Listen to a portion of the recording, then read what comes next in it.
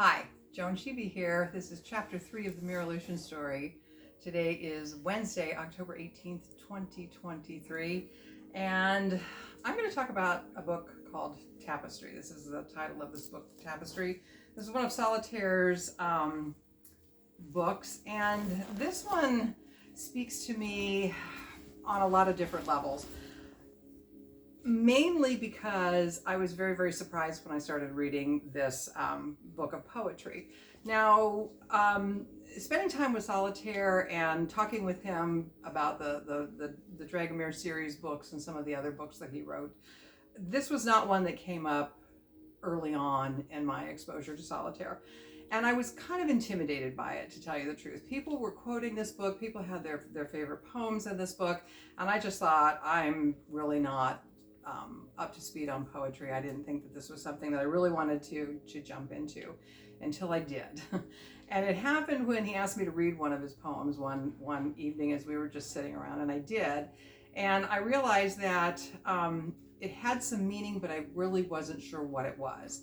And I made the mistake, as I started reading more of his poems, to try to interpret what he was trying to mean and what he saw when he wrote these poems. It was totally the wrong thing to do, because as I learned over time, each one of his poems has very specific meaning to me, and if you were to read his poems, every single poem in this book is going to have very specific meanings to you as well. I find that fascinating about poetry, and especially this poetry that's in this book. There are about 166 poems in here. There's a lot of soul searching that you're going to do. There's some things that are just going to tickle your funny bone. There's some things that are just going to bring you to your knees. I guarantee you. This is not my copy of the book. My copy of the book has little markers in it, bookmarks, just, page savers. And I was thinking today, actually, it would be nice if this book had like tabs on the side of it so I could find the specific poems. But I just keep adding the bookmarks to the poems that really speak to me, and I go back and enjoy them more and more.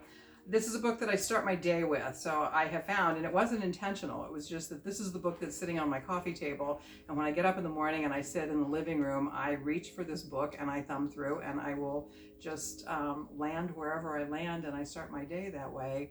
And it's become a nice little, it's become a very nice way to start my day, and I love this book. I really love this book.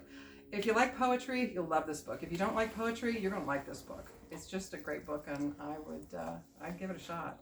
I give it 2 thumbs up.